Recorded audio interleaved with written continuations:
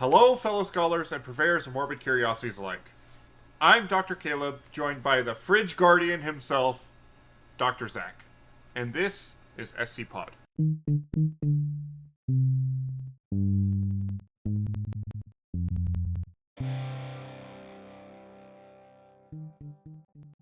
Zach, how are you today? I am feeling like the end is in sight. I can see the end of it approaching at us at an alarming rate. And I think we should just capitulate and surrender. Let it happen. Are you talking about the Skelenanza again? Or are we, Caleb, I am always talking about the Skelenanza. I think we should give up and, just let the skeletons win. Revert to Marrow. Let it be fourth impact. Let it come tumbling down, tumbling down, tumbling down. Keep on rolling, rolling, rolling, rolling. Come, sweet death. Okay, so we all know why we're here. Yeah. And it's not because the SCP Foundation wanted to give us all cookies for Father's Day. It's not because Is it your birthday? the sun has risen or the sun has vanished. It's definitely not because it's my birthday. Zach, it was your birthday most recently. I don't know if the facts bear that out. But but we're here. We're queer. It's Pride Month. Woo! And let's talk about the Zach, am I allowed to call him flaming? It would not be untrue to describe him as flaming. And in fact, there is a note here saying flaming. Note the 4 flaming wing appendages. Okay, cool.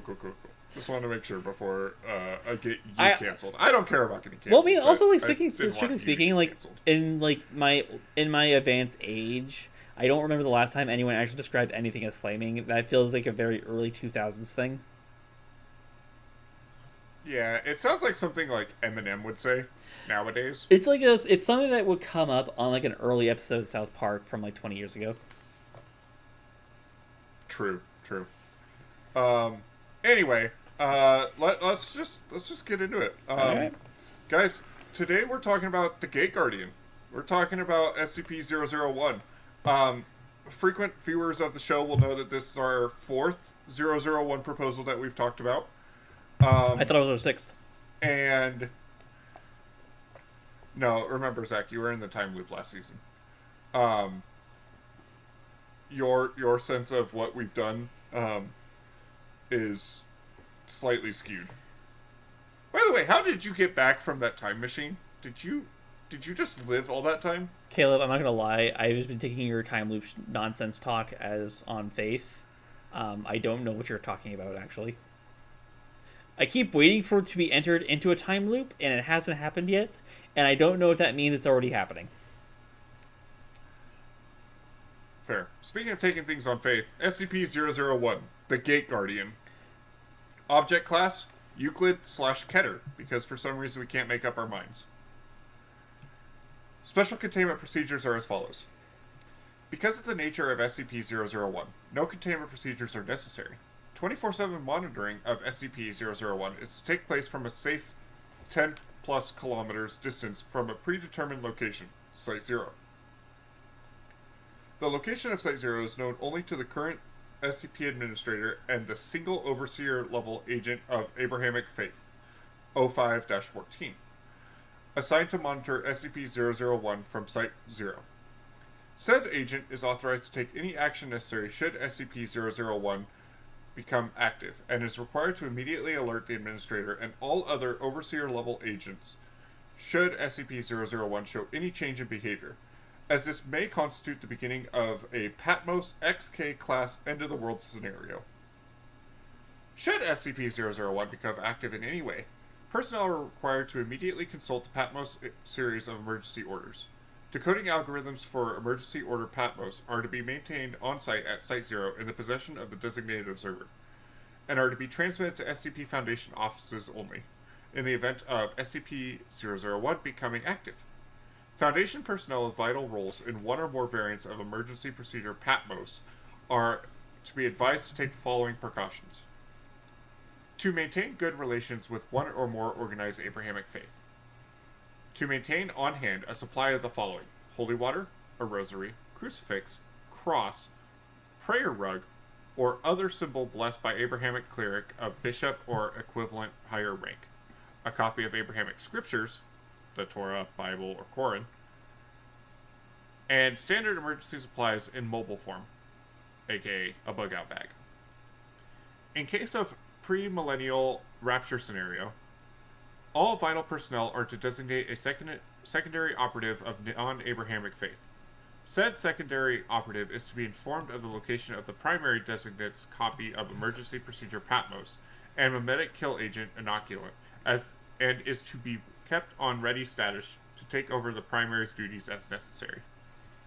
To maintain familiarity with all other SCPs involved in possible Patmos, XK, class, end of the world scenarios.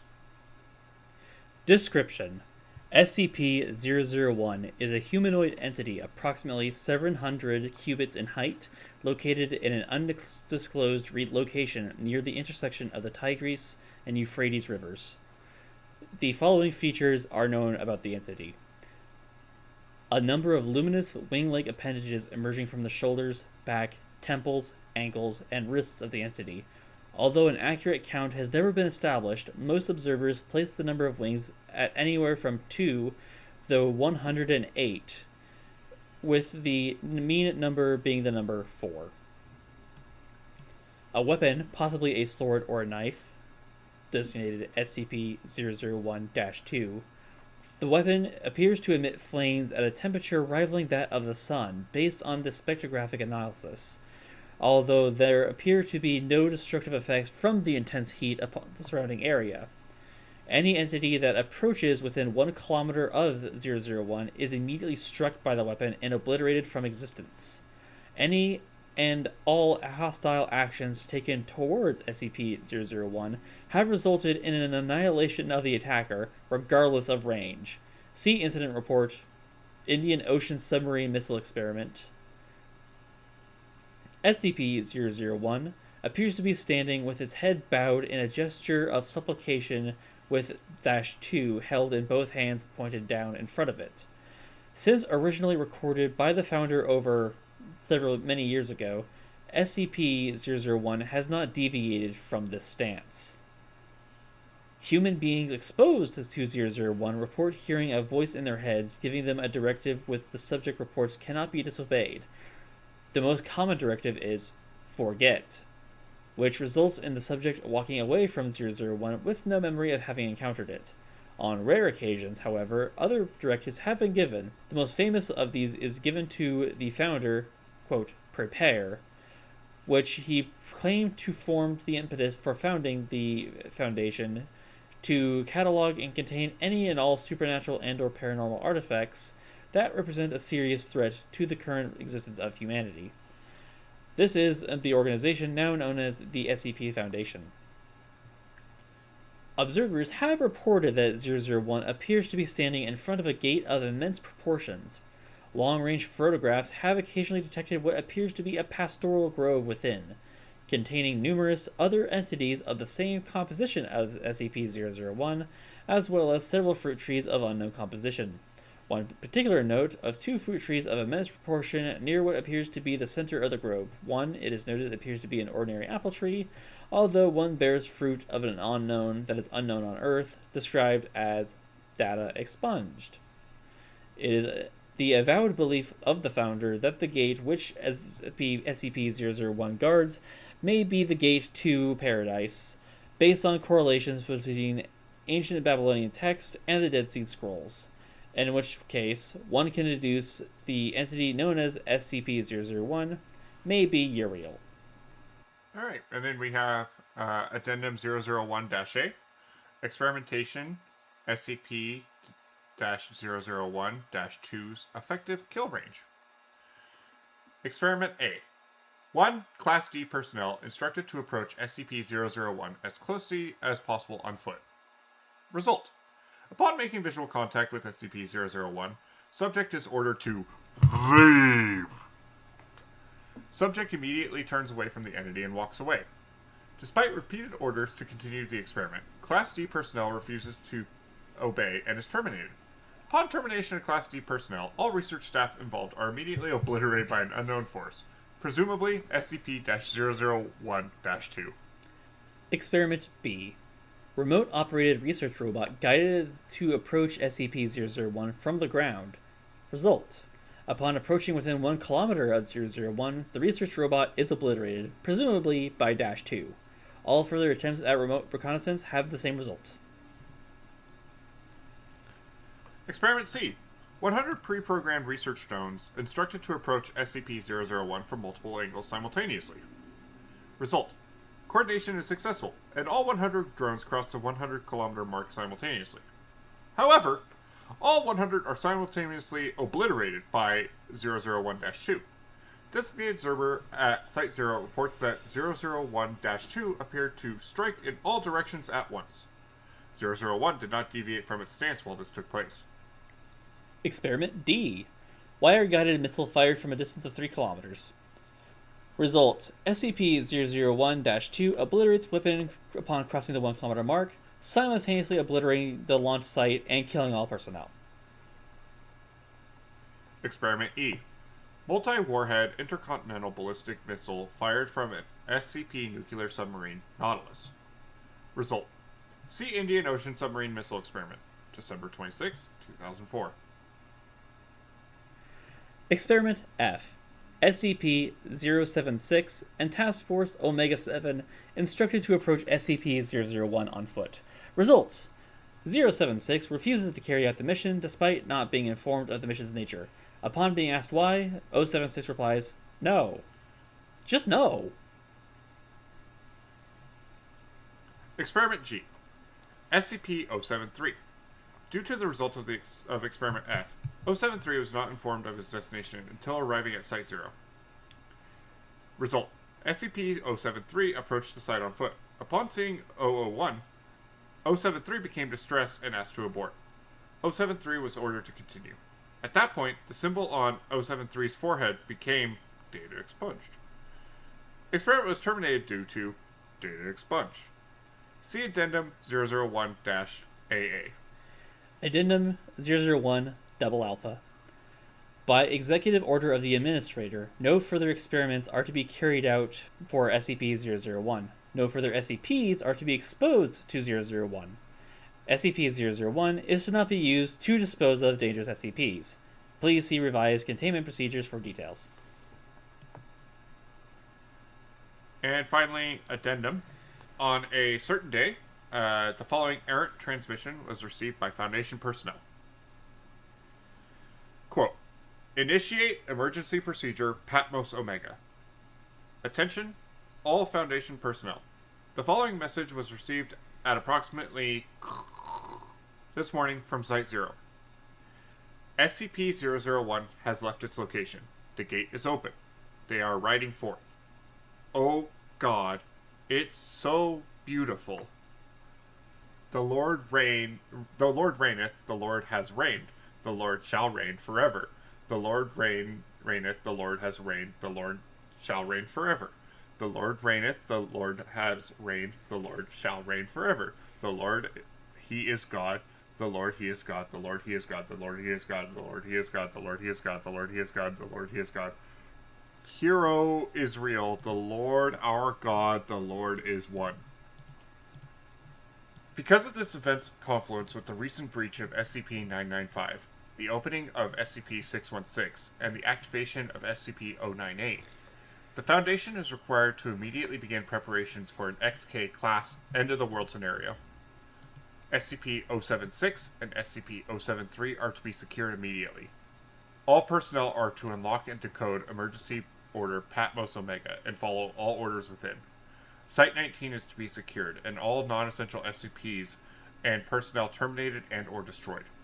Repeat, because of this event's confluence with the recent breach of SCP-995, the opening of 616, and the activation of SCP-098, the Foundation is required to immediately begin preparations for an XK class end-of-the-world scenario. SCP-076 and SCP-073 are to be secured immediately. All personnel are to unlock and decode Emergency Order Patmos Omega, and follow all orders within. Site-19 is to be secured, and all non-essential SCPs and personnel terminated and or destroyed. Repeat, because of this event's confluence, and with the recent breach of SCP-995 and the opening of SCP-616 and the activation of SCP-098, the Foundation is required to immediately begin preparation for an XK.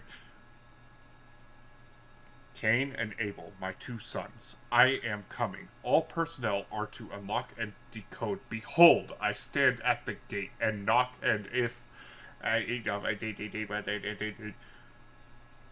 and I saw a new heaven and a new earth, and the fruit of signal lost. Upon contacting Site 0, 05-14 responded that no such message had been sent from his location and that SCP-001 remained inert. The transmission was initially determined to be a hoax. However, close examination of the transmission reveals a timestamp dated for a couple years in the future. It is theorized that data expunged. That's mighty fucking helpful.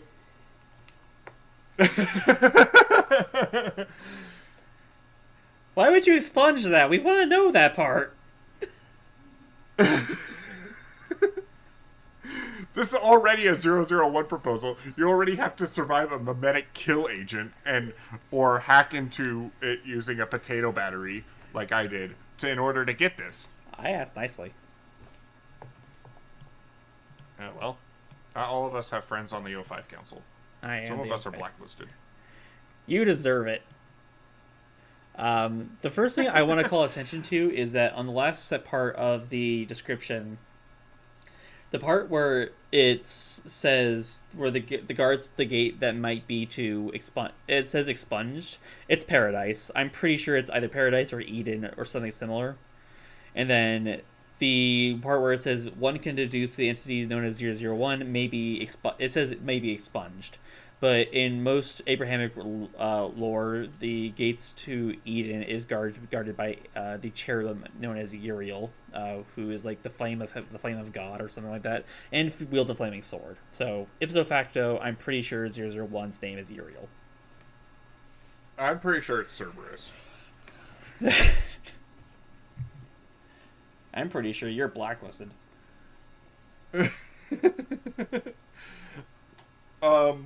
So, Zach, this is going to be a hell of a discussion. But The first thing I want to talk about is, how do you feel about the word obliterate? Because I am a fan of this word in this article.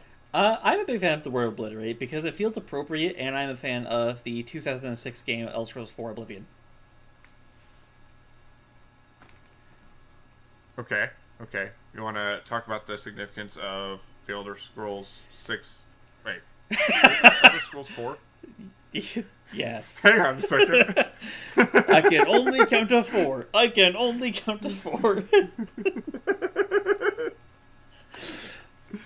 1, you son of a bitch, you got me monologuing. 5, 9, 5, 9. Yeah, love that word. I think it really fits the... It is just the perfect word to describe what is happening. It is just obliterating. Yeah, you look at that D class, they sure got obliterated. That is the word that describes what happened to them. The other funny... not funny, but the other thing I thought about while reading this is humans being exposed to 001 report hearing a voice in their head, giving them a directive which subjects cannot be disobeyed. The most common directive is forget. But how many times does he just say, shit yourself?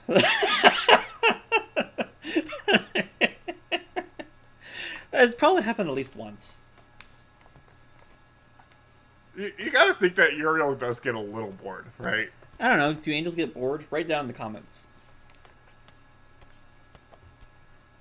As an angel, I don't get bored. Well, that makes sense considering I am a giant duck, and two, your father.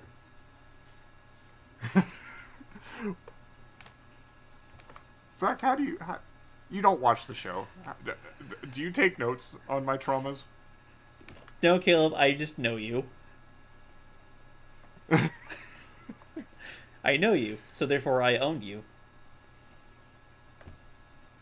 I guess so.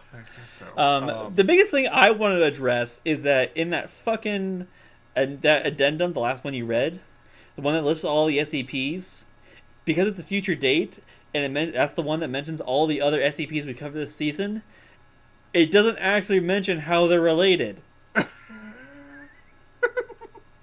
Okay. So, because the events confluence with the recent breach of 995, the opening of 616, and the activation of 098.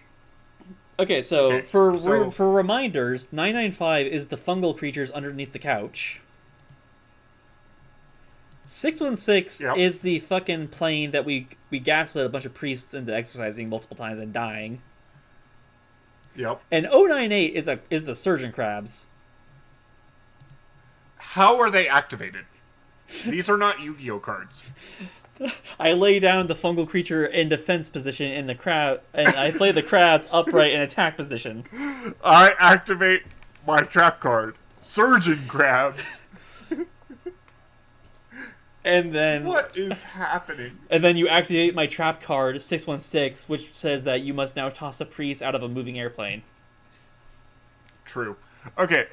So I think we theorized moving into this that 616 was going to be somewhat related. It also features stuff about Abrahamic faith and stuff like that, even though it's all a sham, and like the pentagram is just drawn with like lipstick a or fucking something. Crayon.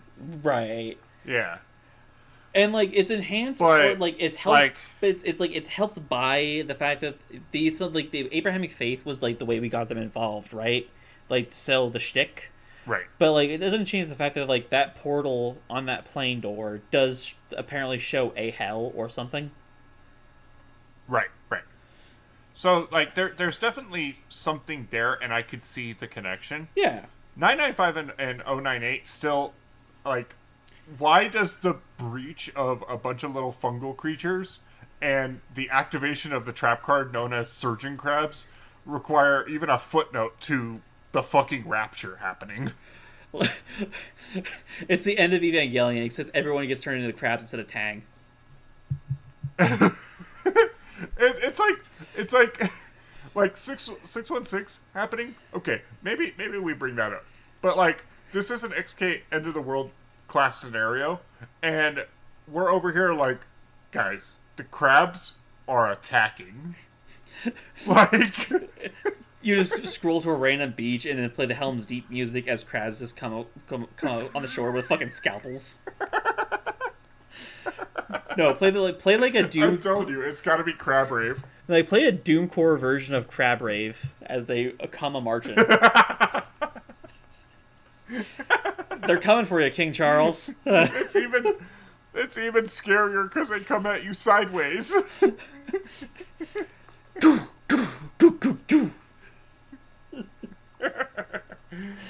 Oh, okay. So, God the damn other thing I really want to address here is that Abel is 076, right? So, yes. Apparently, 076 and Task Force Omega 7 instructed to approach 001 on foot. 076 refuses to carry out the mission. So, and it replies no, just no. Yes. At what point did Abel decide that he was going to be chill with everybody? Well, this actually kind of makes a little sense because Cain and Abel were one generation away from the events of the Garden of Eden, right? Like they're Adam and Eve's oldest, like sons, right? Right. And so, angels for them may not have been something that is just a thing in a religious text. They might have just known the angels. Okay. Yes, I agree that like the religious significance and Cain and Abel and all that other stuff makes sense there. But how did we Abel is the guy that the edgelord with swords coming out of his back constantly. No. No, he doesn't have the swords. That's Cain. Abel is the one that just, like, nothing personal kids you constantly. Like, he attacks everybody on sight. Yes. So how did we get him to cooperate for this mission? I feel like there are some additional timelines and that have happened where Abel is able to be is convinced to, like, hunt other SCPs or otherwise, like, work with the Foundation. I don't know if this is part of that, one of those timelines, but that would be, like, my only explanation. Okay. It has happened. Okay. And then Kane's reaction to the whole thing makes sense, because last time he got involved with the heavenly figures, it didn't end well for him last time. Right. So at least, I mean, I don't know too much about the Abrahamic faith or anything like that, but Cain and Abel, my two sons, I'm coming. That seems significant and actually, like, ties this to Cain and Abel, I guess. Yeah, and I don't know necessarily who's saying it. If it's, like, he's supposed to be, like, the stand-in for, you know, God, or if it's Adam somehow. But I also don't know why. I don't understand why they would be talking to them specifically. Because, like, as far as I know, there isn't, like, any, like, prophetic things related to Cain and Abel past, you know, the parable about, you know, Cain going full John D. and Rockefeller. Right. You know, my favorite interpretation is Adam and Eve and Steve. Steve being the first male model. And the Fountain of Youth. And all descendants of Steve are Zoolanders. I always imagine Steve as, like, the first, like, person to crash on someone else's couch for, like, a month because they were really going through it and couldn't pay rent, so they just did sexual favors. Yeah. This is actually the plot of Zoolander 2, by the way. Adam, Eve, and Steve, and Steve is the first male model, and also the Fountain of Youth, and so Zoolander's kid is the direct descendant of Steve, and so they're gonna try to cut into him to give everybody else immortality. So, like, you said Zoolander's kid is the direct descendant of Steve, right? Right. So not Zoolander himself, but right. Zoolander's kid. That was my question. So is it on the matrilineal side? I think it said that it skips a generation. So it's like werewolves. Yeah, it's it's like male pattern baldness. But werewolves are a lot like male pattern baldness, you see. Yeah, it's been a little bit since I've seen Zoolander.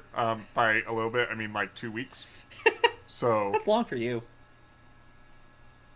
It is. I was telling Braxton, when you can measure how long it's been since you've seen Zoolander in years, you need to go watch it again.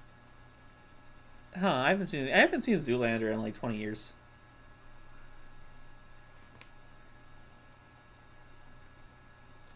All right, so end the recording. I think that was a good episode. I don't know. You just want to tune into my stream real quick on Discord here. We'll save it for when I'm in Denver, because Caleb, buddy, there is shit I want to show you too. We're just gonna take turns fucking duct taping our eyeballs open. I'm gonna have to duct tape you open when I have to show you what I'm gonna show you.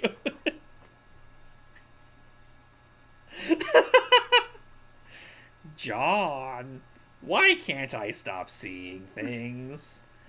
John, why can't I stop seeing things? This man said he's gonna have to duct tape me open? I'm gonna have to vivisect you to make you watch this.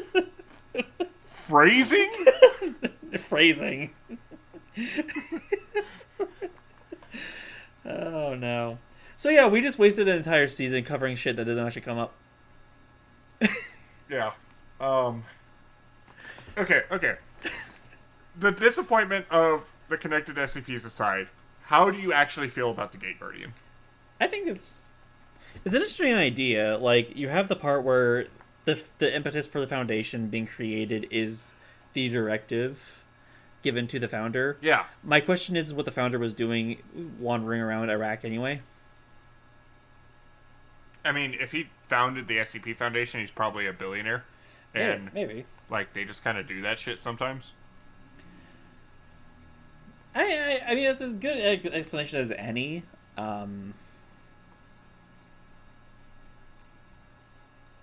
As for, I mean, also isn't the intersection of the Tigris and Euphrates River, isn't that like a holy site? Well, I mean, isn't like, that supposed to be like where Babylon was? So, like, I would say Babylon is a holy site. Babylon does show up in the Old Testament quite a lot, just because of war. But like, if I recall correctly, and I may not be recalling this all the way correctly, but like, the meeting point of the Tigris Euphrates, or the mouth of, or the the origin of the headwaters, are supposed to be where Eden is. It's been a long time since I read anything about that, so I don't know if that's true. Also, off the top of my head, I don't know if the Tigris and Euphrates actually meet until you either get to the ocean, in which case, it's the ocean. But I don't think there's actually a point where they actually meet. I would need to double check a map. Yeah, from what I understand, like, I know that those are pretty big, like, at least some sort of holy site. I'm pretty sure that's like, no, wait, because isn't Mesopotamia supposed to be the, like, that was where, between the Tigris and the Euphrates River, and it splits in the north, and that was like the northern tip of Mesopotamia, right? I want to say so. And then, like, that would make sense why somebody would be randomly wandering around there. They're like taking a pilgrimage to a holy site. Well, the thing is, like, I don't think it's a holy site. It's a historical site, sure. Like, but we know where we know where Babylon was. Do we? So yeah, I mean, it's what it's in now called, Iraq and Kuwait. And just looking at a map, I can confirm that the Tigris and the Euphrates do in fact meet before the ocean. It looks like it's just outside the town of Al-Qarna in Iraq. Okay. So, I mean, I can look it up on a map, so I don't think that's where it is, so I probably just misremembered. Yeah, I all I'm saying is, like, I could theoretically see somebody just, like, going to visit the intersection of the Tigris-Euphrates River and then, like, stumbling upon this thing. Like, they took a wrong turn. They took a wrong turn at Albuquerque and ended up at the gate of Eden. Yeah. Elmer Fudd your ass into paradise. I also find it kind of interesting that there's no hyperlink to the Indian Ocean submarine missile experiment. Yeah. December 26, 2004. The one time we actually kind of want one, it's not there. Right.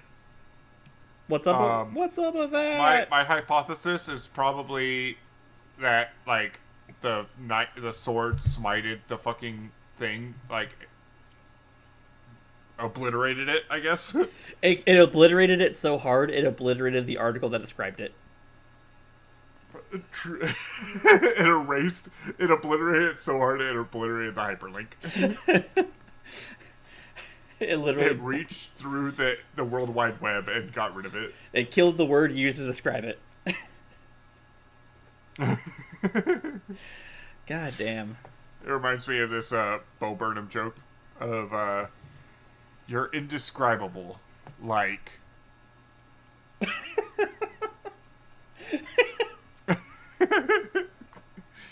So, okay. We've established that the SCPs that we've talked about this season don't really tie into it. So let's speculate. No. Here's the best part. The SCPs that we like had nothing to do with it. The SCPs that we could kind of care less about, they were at least tangentially related. Right. So let's speculate. Let's put on our thinking hats. What would the outbreak of 995, the creatures under the couch, actually do in the apocalypse?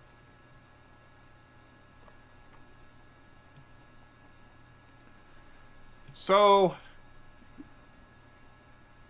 there's an outbreak of the little mold creatures, the little sprites from Spirited Away. And the rapture is happening. Right. And the two are definitely related. Which, by the way, the line literally says, because of this event's confluence with the recent breach of 995. So, like, that is the first thing that is on these people's minds right now. Like, oh shit, the mole's free. Yeah, so much like any American in the South, they see mold and immediately assume the worst.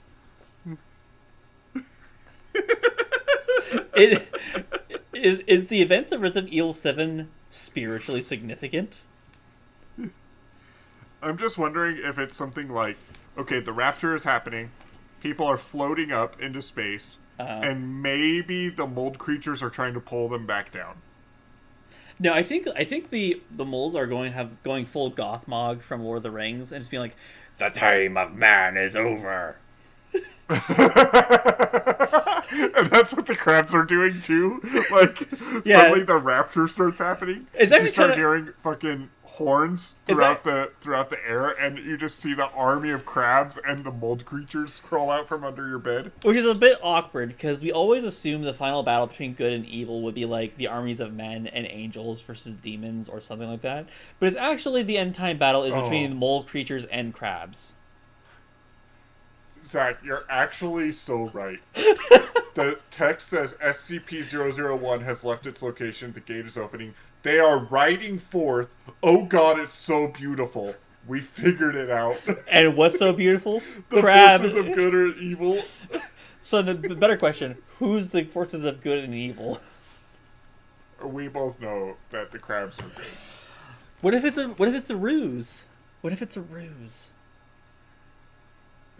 Crabs are the perfect life form. Remember, things keep evolving into crabs. But you see, Caleb, as an American, they're also doctors, which I am assuming are part of the liberal intellectual elite, and are trying to kill us by overpriced medicine. When we could really just survive off of pumpkins and olive oil, and apple cider vinegar. And what was the thing that Trump wanted us to do during COVID? Inject ourselves full of bleach. Horse. Wasn't it like horse? Yeah, a ketamine. Not horse tranquilizer. Oh, not ketamine. It was ivermectin. There we go. Fun fact: when I worked in a pharmacy briefly after COVID, one of our smuggest fucking patients would order ivermectin and just look like a complete asshole the entire time. That doesn't surprise me. I hope you get horseworms that would require the need to actually require ivermectin. I don't know how you got horseworms. Maybe it's the Mr. Hand situation. I'm from Portland. I don't judge. But I hope you require that ivermectin. Really. Does having a fetish for horses make you a furry? Is that classified, or do you have to be like more hairy to be? Because like, a horse doesn't strike me as like a furry animal. I mean, it could be. I mean, I will say that the one guy I know of who actually did have sex with a horse died from this thing, so maybe don't. But I mean, I suppose you could have a fursona that is a horse. That's fair.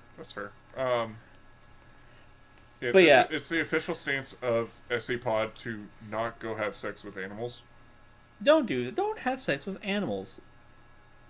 Just don't. Stop the madness.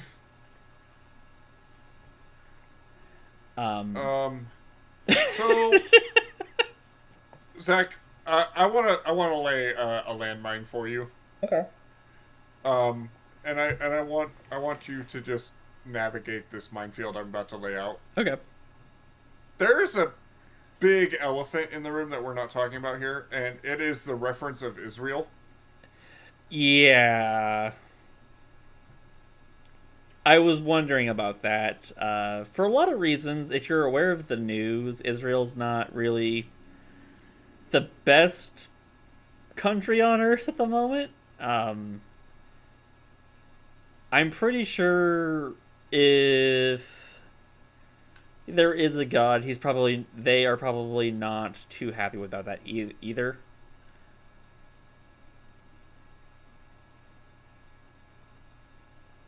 Yeah. I mean, if you're talking, I remember hearing something. Sorry, go ahead. I was just gonna say, like, if we're gonna be serious for a second, I will say that as a member of a union that is primarily journalists, I have had members of my unions killed by Israel.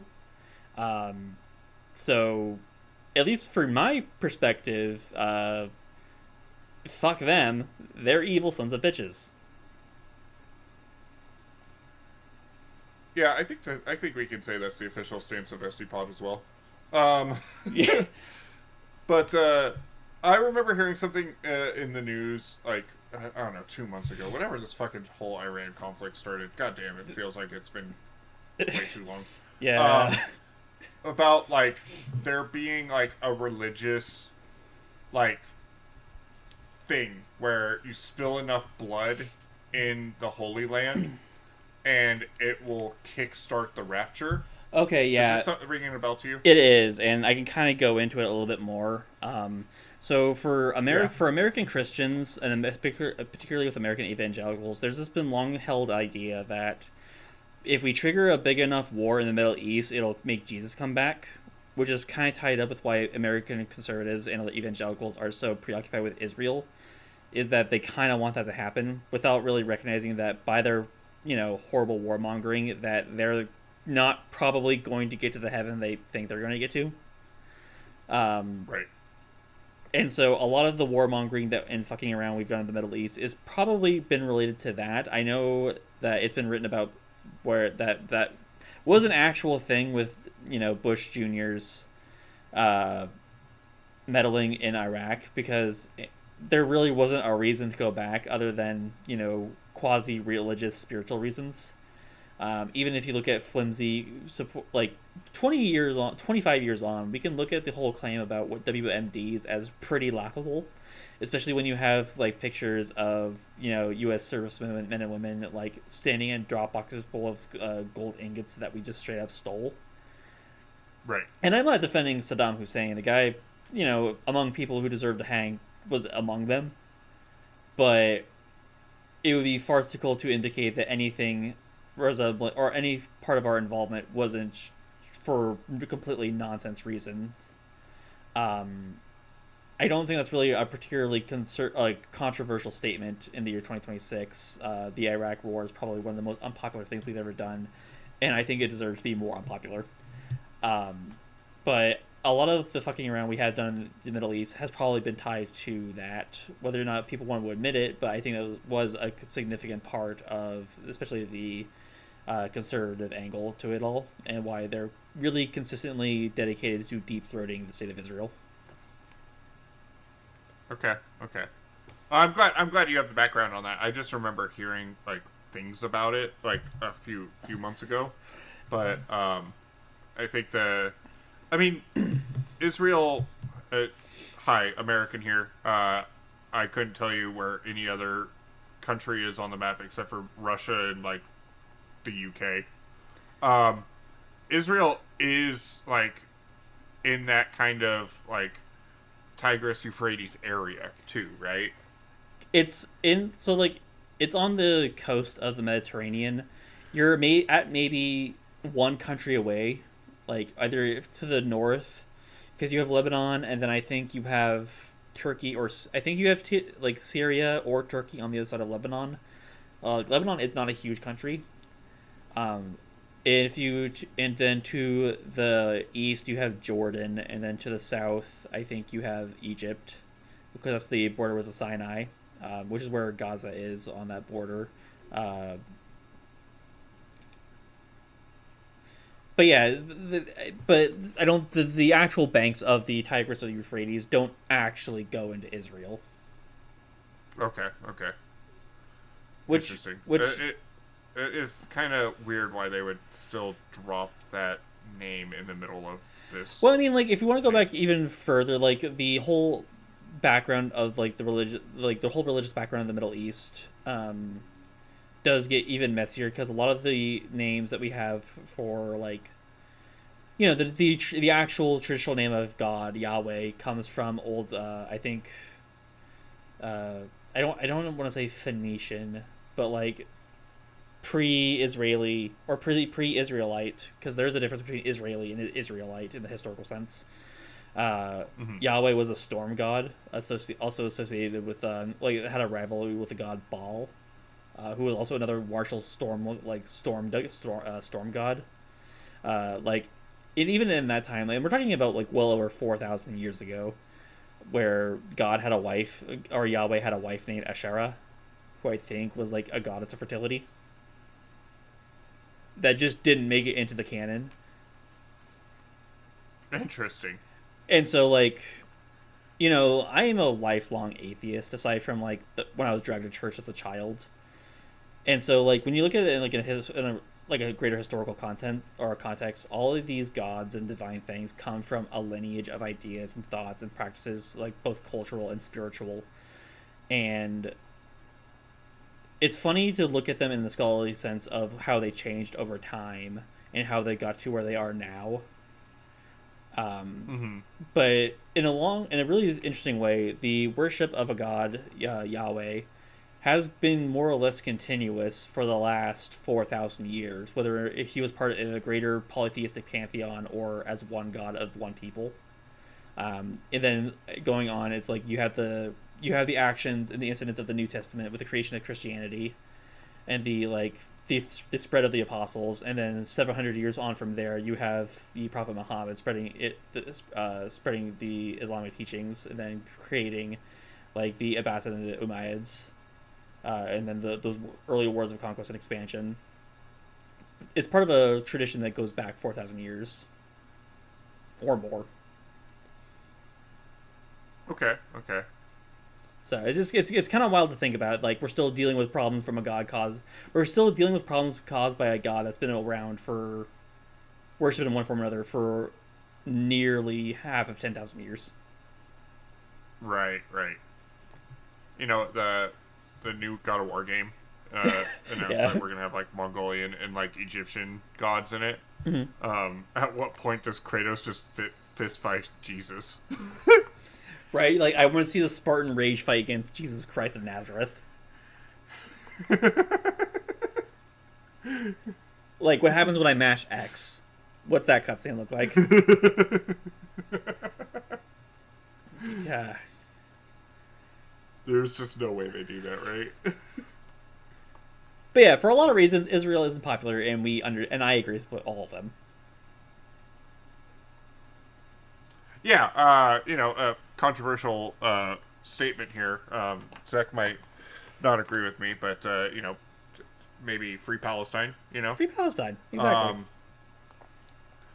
Or at least stop bombing kids. Yeah, that's enough. True.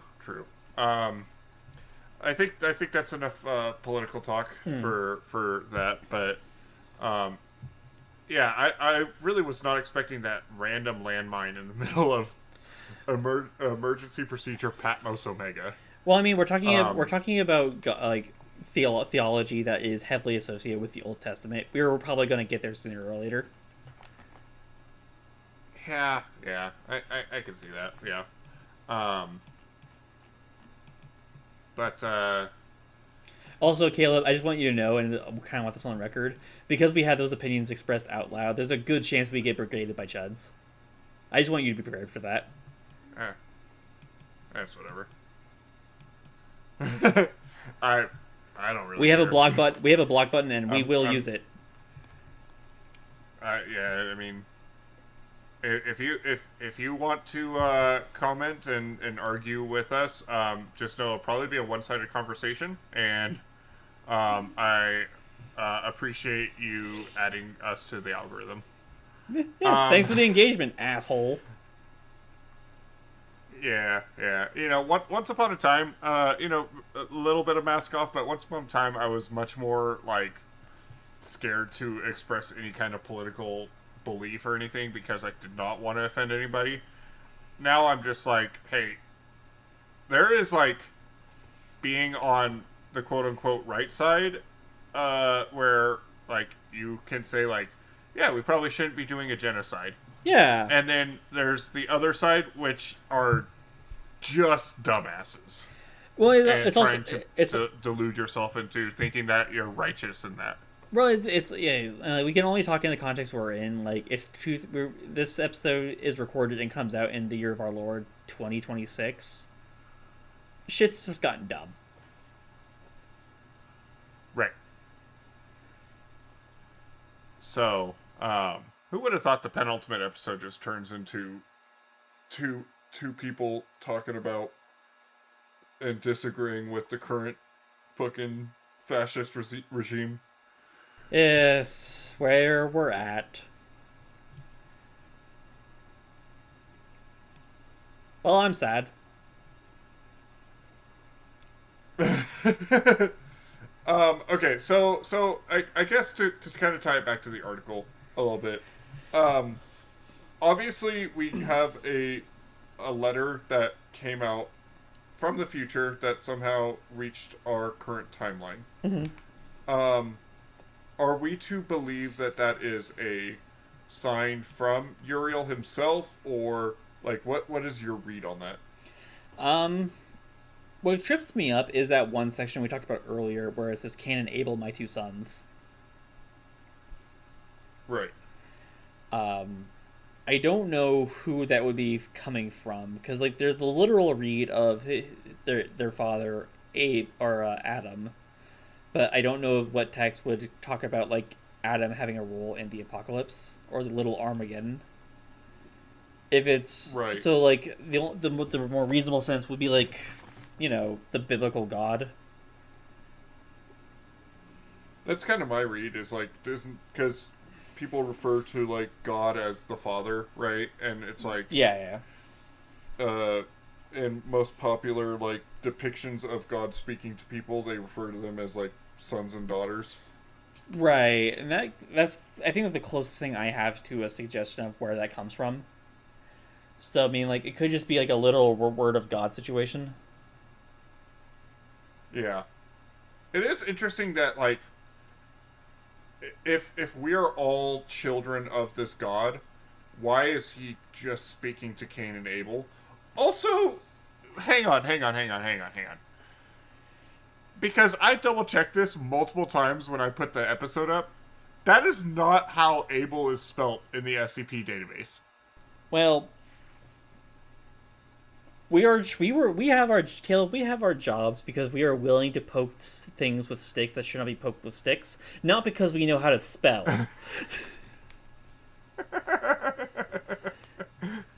That's such a good way of describing what we do here. We were chosen for our ability to fuck around and maybe find out.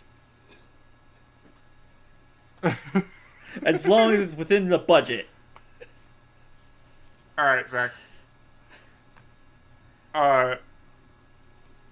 What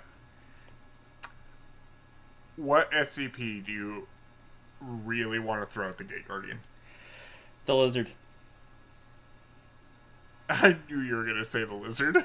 It either works, or it's not our problem anymore. No. Because it does, if the Gate Guardian wins, it does show the capacity to, like, fuck up the people that did the experiment. Like, when we terminated that D-Class, it obliterated everybody involved.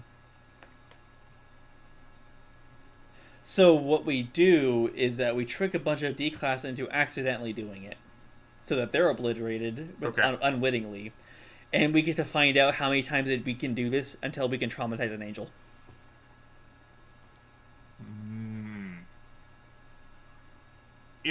This is just like the Area 51 thing. He can't obliterate us all, except he can.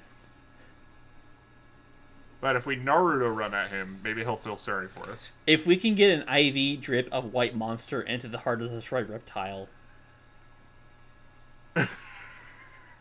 Has anybody tried to give the Gate Guardian a Pepsi?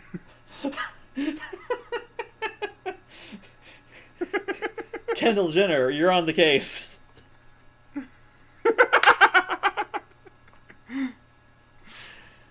Oh no. All right, Zach. I don't have very much more to say about this. I can be done. I like. Go ahead. In a weird way, like that final addendum just being like kind of just saying. And by the way, this other shit we're throwing in isn't related, but it could be. So you get to figure it out. Is a really interesting way to do it because there is some fun trying to figure out how fungal creatures from beneath the couch and surging crabs and an apocalyptic doomsday plane do tie into each other. And so, like, I will say that is actually kind of a fun bit of that is a fun bit of report writing. Whether or not it came from God and or the other researcher. thing is, right. The other thing is, like, we came up with the structure of the season because we skimmed through this article, saw all these SCPs, and made the season from there. It's not like somebody handed this to us and said, like, these are all, like, related SCPs and you need to research them. Mm-hmm. Right? We kind of set ourselves up to be disappointed by this. And, I think we both knew that Cain and Abel were going to play a role in it. And after reading The Vessel and the Gate, like, it makes sense. Mm-hmm. It was just holding our breath that somehow Crabgrave was going to be involved. I mean, it'd be a lot cooler if it was. I think so, too. King Charles. But I think despite not having the connections that we were hoping for all season, I actually was pleasantly surprised at how well this kind of held up, like the actual SCP itself. Because I remember reading this way back in the day, and this was like my favorite 001 proposal, that and like the factory. And I'm surprised that it still holds up pretty well. Like, I like that it has the reasoning for the Foundation existence. I like that it there was something that really caught me off guard. What was it? The weapon appears to emit flames at temperature rivaling that of the sun, although there appear to be no destructive effects from the intense heat on the surrounding area. Immediately when it said temperature rivaling that of the sun, I was sitting here waiting for you to finish to be like, so why doesn't it melt all the rocks? The sun's really hot. And then it was like, nope, we got you, bitch. You see, I had a feeling that it would go there, so I didn't. And, like, yeah, I will say, like, as an individual SCP, I think it is a really solid one. Yeah. I would normally feel kind of bait and switched by the other references randomly, like see the Cragglewood Park or the adjoining episode. But here it actually kind of works out because it's from a future date, and so any of the related events or like proposed relations could be future discoveries. And so I feel like it does get around. Right. It does get around that particular problem. All jokes aside, that is actually kind of an interesting way to do it. And I do, I like it. That's what I'm saying. I still don't care for 7.6 and 7.3. Yeah.